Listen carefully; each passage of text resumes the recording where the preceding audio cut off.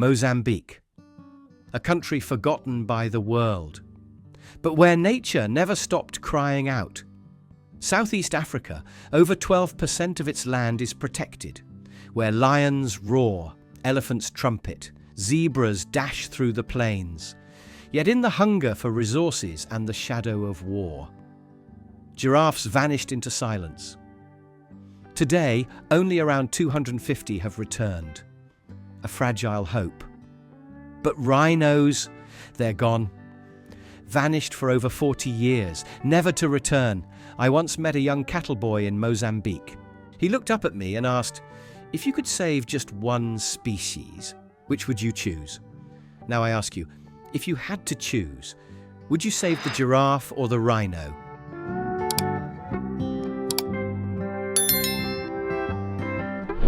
Mozambique isn't just a country. It's where nature is singing its final prayer. When nature stops singing, humanity will lose the ears to hear, once thought lost. But in 2022, Mozambique witnessed a quiet miracle. 20 white rhinos and 7 black rhinos were reintroduced from South Africa. A silent revival in a land that still bleeds. Here, people don't just live with nature, they fight for it. But rhino horns, priced between $3,600 and $17,000, have turned them into hunted treasure.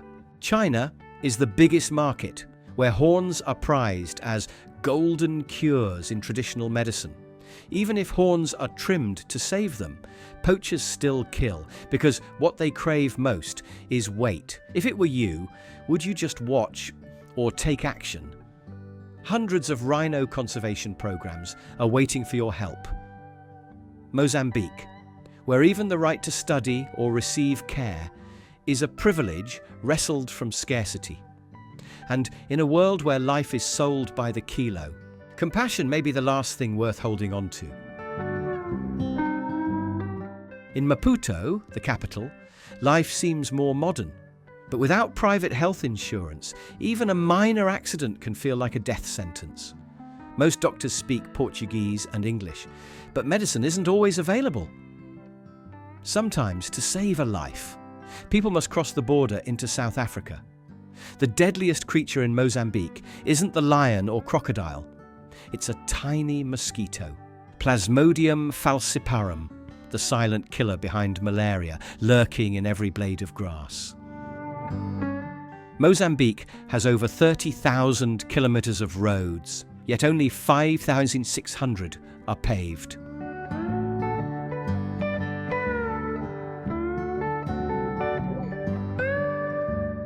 Beyond the cities lies a world of mud, floods and jungle. In that world roam buffalo, elephants, hippos, leopards, lions, and storms that don't knock, they shatter.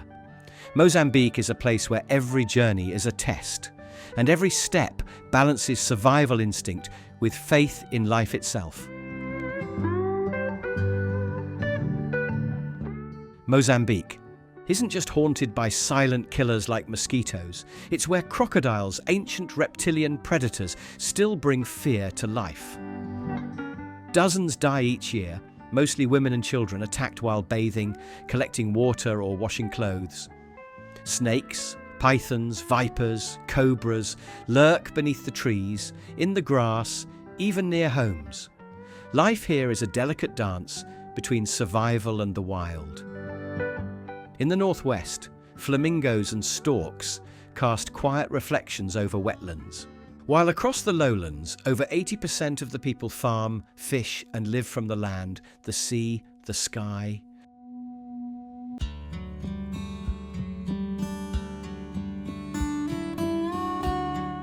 Only 1/3 live in cities like Maputo or Beira. The rest? Millions live in traditional huts, speaking over 80 languages, dreaming under the same sky, and in a land where every voice is different. One silent longing remains the same: the hope to truly live and to live in peace. In southern Mozambique, people speak Tsonga. Across the country, Portuguese is taught in every school, but the true voice of this land is a chorus of over 80 local tongues.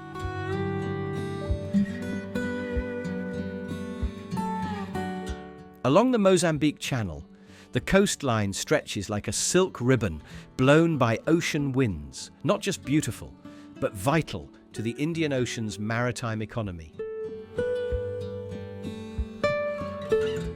Inland, the rich northern soils and the mighty Zambezi River fuel both agriculture and hydropower.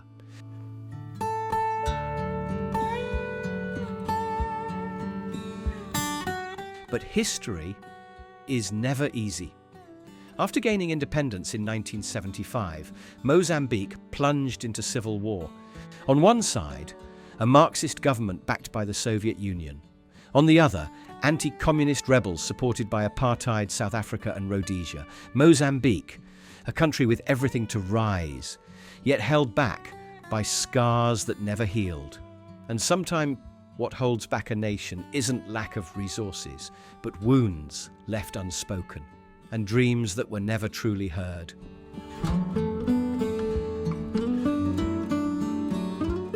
The Mozambican Civil War began in 1977, displacing 4 million people and claiming over 1 million lives, not only through violence but through starvation and sickness that lingered in the shadows. Though it ended in 1992, the scars never truly healed.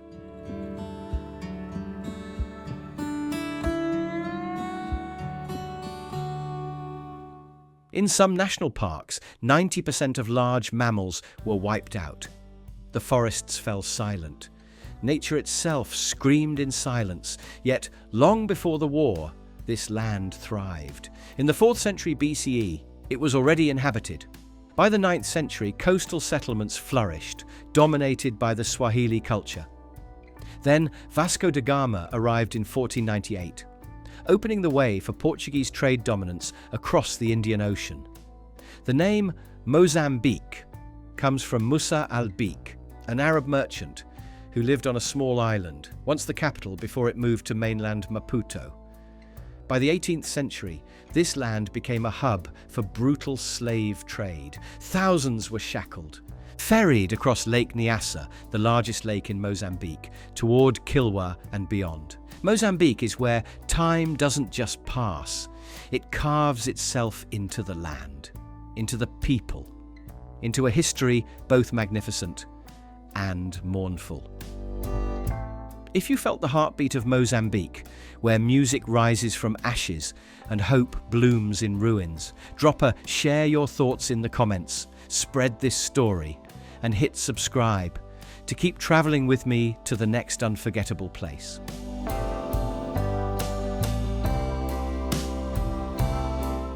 Lake Niassa, also known as Lake Malawi, is vast, but holds more than just water.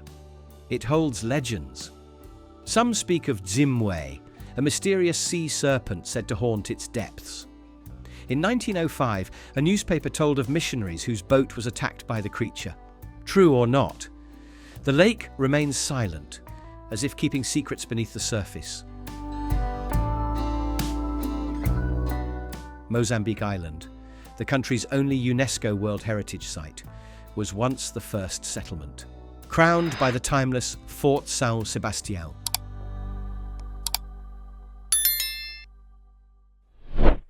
Further south, Ponta de Ouro and Ponta Mamoli shine with golden beaches, a favourite escape for South Africans, and a nesting ground for sea turtles who always find their way home.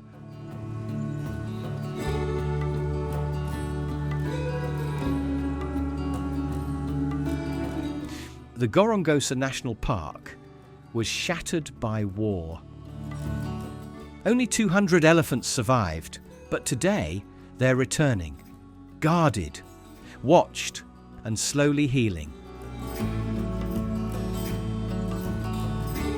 Far offshore, oil and gas fields have been discovered, and with them, new industries rise. Mozambique, where myth meets memory, where blood was shed, but life is quietly rising once more. Mozambique sits at the crossroads of global trade, with South Africa, India, the Netherlands, China, the UAE and Portugal all shaping its economy. Yet the deepest imprint comes from centuries of Portuguese rule, still seen in its language, Catholic churches, and cultural echoes, both distant and familiar. Within this land, 1 million people live with HIV or AIDS, placing Mozambique among the top 3 nations globally, just behind South Africa and India. But amidst harsh statistics, Mozambique preserves its soul through flavour. Piri-piri, a fiery red sauce of chili, lemon, garlic and onion, and matapa, a warm dish of cassava leaves and cashews, soaked in memory and tradition.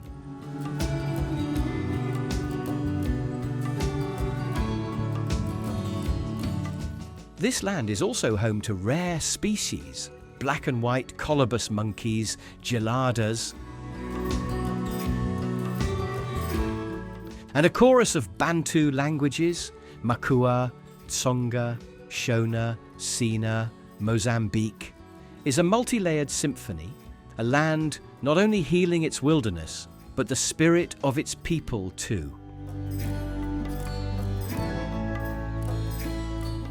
In southern Mozambique, and scattered across its rural heart, small communities speak Nguni, the same language as South Africa and Zimbabwe, a remnant of 19th century migrations. The most populated areas aren't cities, but fertile valleys of the Lurio and Ligonha rivers and the lower Limpopo. There, people don't plant one crop, they plant many in many microclimates, so when floods come, or droughts strike, or pests invade, something still survives. It's not just farming, it's survival.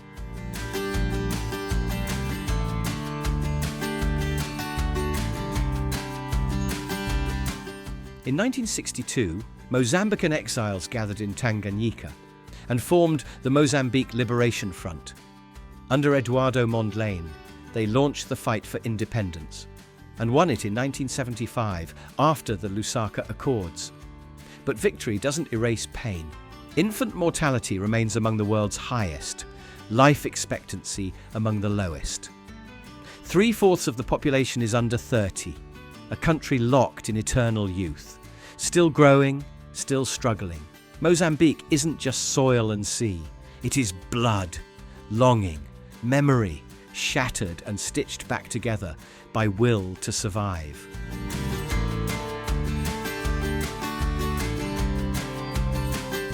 Since independence, forests along the Beira Railway and in Zambezia have been cut relentlessly. Trees turned into charcoal, firewood, fuel for millions of struggling homes. But deforestation runs faster than replanting, and the forests fade, leaving silent fears buried in the soil. Amid it all, Mozambique reformed, launched the metal currency, privatized banks, borrowed to survive currency shortages. From early private flights to routes between Beira and Maputo, to the rise of Mozambique Airlines in 1980, the country once began to fly, even if it never soared. In 1990, a new constitution emerged, abolishing the death penalty, allowing press freedom, labour strikes and secret ballots. Above all, Mozambican society still revolves around family and community, even as traditions like polygamy and initiation rites are slowly questioned. Mozambique is not just replanting forests, it's relearning how to grow through roots once broken, now seeking light again.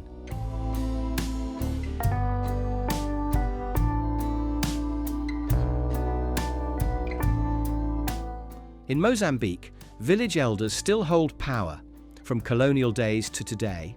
Though once challenged, customs like polygamy and initiation rites remain, because some things cannot be turned into law.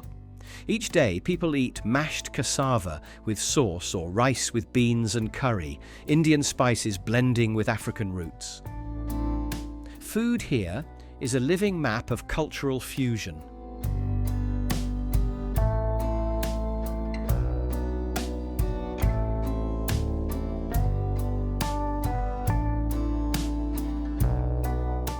And in colonial darkness, Mozambique still wrote, publishing O Africano, O Brado Africano. Early African voices defying censorship, telling their own story. Mozambique, not just land to live on, but land that speaks, remembers, and never stays silent before history.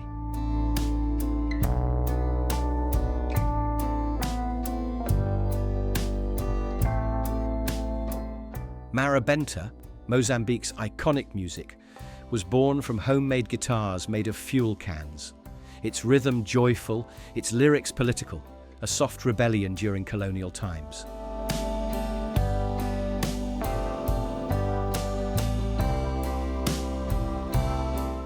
In 2019, Cyclone Idai struck, nearly 600 lives lost. Beira almost wiped off the map. But Mozambique rose again. Today, the country is divided into 10 provinces, 1 capital city, and 129 districts, stretching from highlands to the sea. Mozambique isn't just a place. It's a song written in wind, tears, and relentless hope. If you want to continue discovering untold mysteries, don't forget to subscribe and ring the bell, because the next video might change the way you see the universe.